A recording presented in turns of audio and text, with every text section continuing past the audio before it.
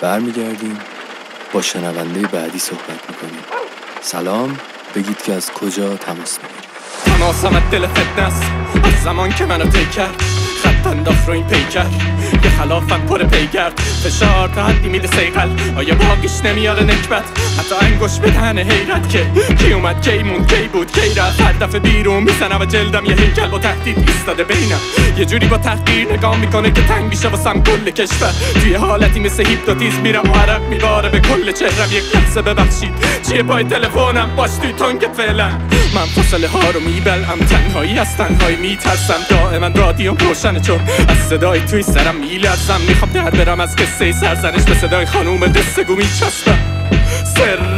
چند ساعت روی صندلی بی حرکت دیر دیگه هرچی هستم غلطه، شادی و رقصم غلطه، زبونش خشک و طلبکاره، بهم میگه زبون و حرفم غلطه،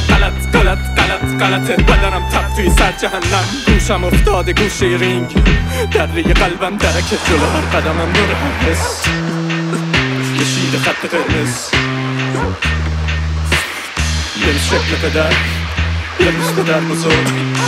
یه رو جدمه با یه نقاب، یه رو لای خطای کتاب، انگاری کل وجودش کین است، من پر نفسم اون بین است، پر دست و پاس من بی دست و پاس و بی کس، روحم وقت به تغذیه‌شه، نصفشو خورده به یه بقیه‌شه، من کل آپارتمان و آتیش میکشم تا بلکه به سوز ریشش، مایوسم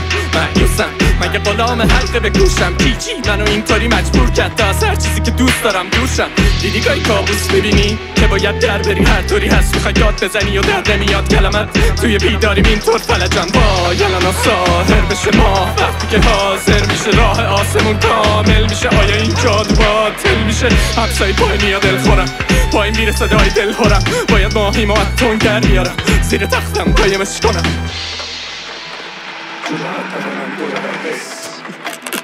کشیده خط قرمز، یه شکل پدر، یه روز پدر بزرگ، یه جدم با یه نقاب، یه روی خطای کتاب.